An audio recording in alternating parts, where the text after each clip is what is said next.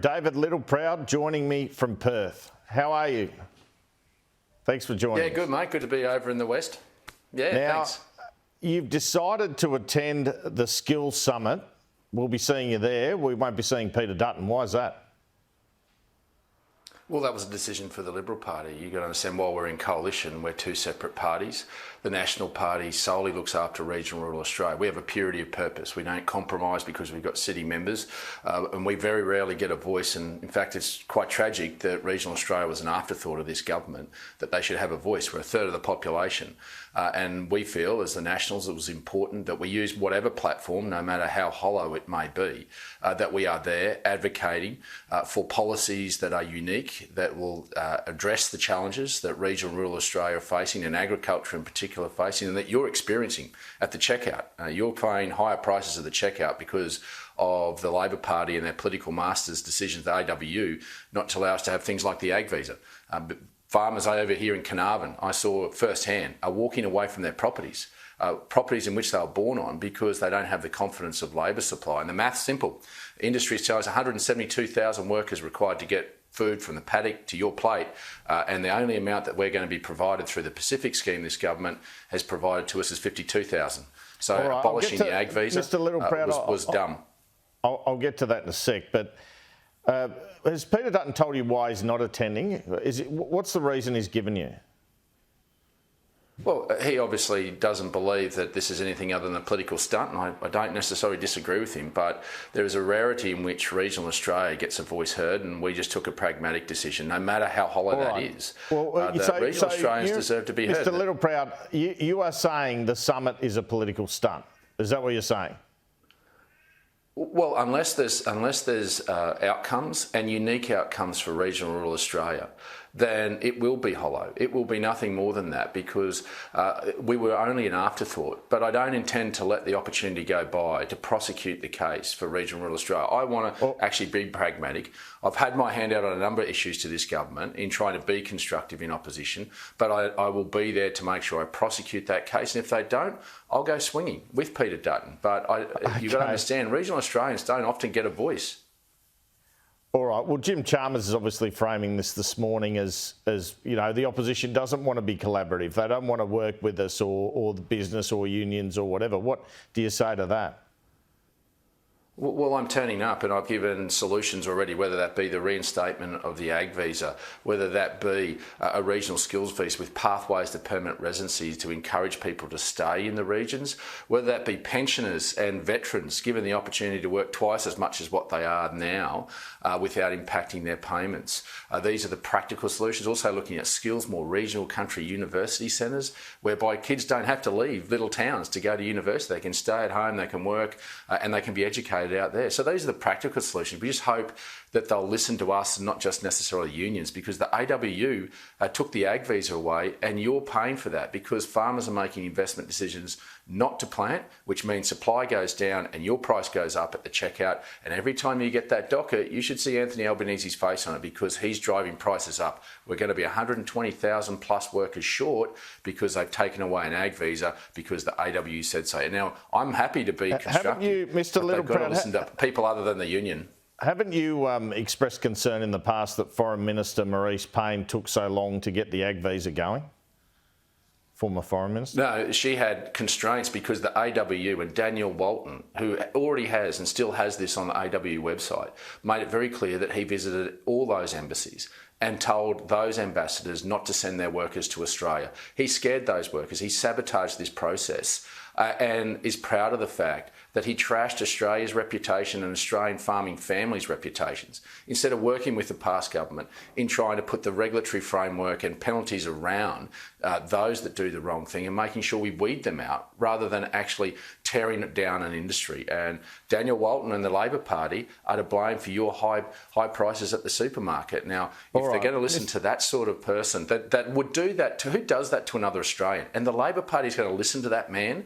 We're saying, well, let's be constructive, but listen to someone else. I've just sat in actually picking sheds in Carnarvon, up in Western Australia, listening to farmers who are just are giving up. That's an indictment on our country, that you've got an organisation tearing down farming families. I mean, what has our country become? All right, well, I can't wait to see you meeting Dan Walton at the summit. But look, the government claims cuts to Home Affairs is behind a delay in processing visas, which is causing more pain in terms of the skill shortage. What do you say to that? Oh, look, this government's got plenty of excuses and it's just blame us at the moment. What Australians want is their government to get on with the job, to focus on them rather than on past prime ministers. I think this is the unfortunate state that we're seeing, is this obsession that this government has on the past rather than looking to the future is going to bring them down very quickly, because the Australian people just expect outcomes. There was this little thing called COVID, and that meant that it did delay not only the processing but also the ability to bring people in. And so the practical reality is people want us to look forward, not backwards. And unfortunately, I think this obsession by the Prime Minister and his government on just trying to tear down an individual rather than actually lifting up the Australian people won't last in their minds very long. What's your view on what the government looks to be pressing ahead with here, and that's multi-employer bargaining? Well, I think this has got some hairs on it, definitely. I mean, I think we've got a system that allows the business and the individual to negotiate wage increases predicated off productivity. And when you lay into this also, what the unions are saying is that they're going to be able to strike, and the strike action across a particular industry should send shudders through not only business owners but the whole economy. This is about slowing the economy down, not increasing the productivity. And I think this is where the big hand of the unions have decided they're high up in the stirrups now. They've got a government that owes them their success because they paid the bill for them to get elected. They now have to pay this back, and they're going to pay it back with draconian laws that will hold our economy back, that won't increase productivity. And in fact, really, in real essence, we'll see jobs lost because wages will go up, productivity won't go up with it. Do you agree with what some business leaders have even said, what the government's saying, that enterprise bargaining is broken? It's not getting the results that people deserve. No, I think you always should be agile enough to be able to work through those platforms that we already have. And enterprise bargaining has served us well, but as the economy shifts, you need to be agile in that. But to go back to broad arbitrary negotiations that have the ability for broad industry-wide striking is a retrograde step that would take our economy backwards. And I think that's dangerous. I think we need to be pragmatic about this, but we need to understand the risks that this would open up to the Australian economy and what we're actually trying to achieve here. And I don't think that more broadly enterprise bargaining would actually achieve that, but we need to sit down and work through that in a constructive way. That's what we'll do, but I think history has shown that this could have some detrimental impacts on not only workforce employment but the overall economy. All right, well, I note your comments earlier, but I do want to ask you about the Scott Morrison Ministries affair. What's your view of this latest inquiry, and should Scott Morrison cooperate with it? Well, that's for Mr Morrison. I think he's got nothing to hide. And in fact, I think the Solicitor General made it clear that he didn't break any laws. So I think this additional inquiry is just an obsession by Anthony Albanese with Scott Morrison rather than the Australian people. Now, they can run off with this folly. It's going to cost a lot of money of the Australian taxpayer. I don't think it's going to achieve anything else other than what has already been put in place by the SG. We're happy to be constructive and work through those recommendations. But, you know, obviously this government's obsessed with Scott Morrison rather than the Australian people. Good luck to them, but I think the Australian people get jack of that pretty quick. Did Barnaby Joyce or Keith Pitt ever tell you that he'd secretly taken on the resources portfolio? No, I know Barnaby had more broadly said that he was trying to negotiate with Prime Minister and Mr Pitt around challenges on PEP 11. I've got to say, no one in the National Party was really invested in PEP 11. It wasn't affecting any National Party seats, so it was really a very narrow issue between those three gentlemen. It affected your run for the Hunter, though, didn't it? It affected your run for Joel Fitzgibbon's old seat. No, I think that's a long bow to draw. This wasn't a big issue apart from closer towards those closer Sydney seats. There was no one invested in this in the National Party. It wasn't an issue that was worrying anybody in the National Party of any scale, and it was a matter for the Prime Minister, the Deputy Prime Minister, and the Resource Minister. You weren't a big fan of Scott Morrison in office, were you?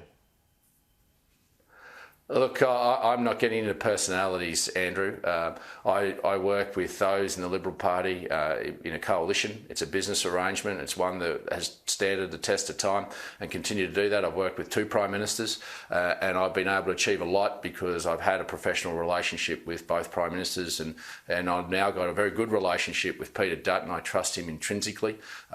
Despite both being Queenslanders, we are from different parties, but I do have a great deal of trust in Peter Dutton. Would it assist the coalition if Scott Morrison were to leave the parliament? Oh, that's a matter for Scott Morrison. He was re-elected by the people of Cook. He needs to have that conversation with the people of Cook about his future. He's obviously not on the front bench. He's paid the ultimate price. He's no longer Prime Minister. And obviously we respect the fact that he'll make those decisions in due course and he'll do that with his electorate in mind. And I think that's important. That's first and foremost what each and every one of our responsibilities are, is to represent those electorates that put us here.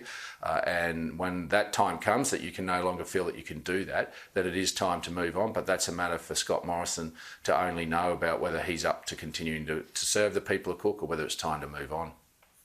David Littleproud, thanks for your time. Thanks for having me, mate.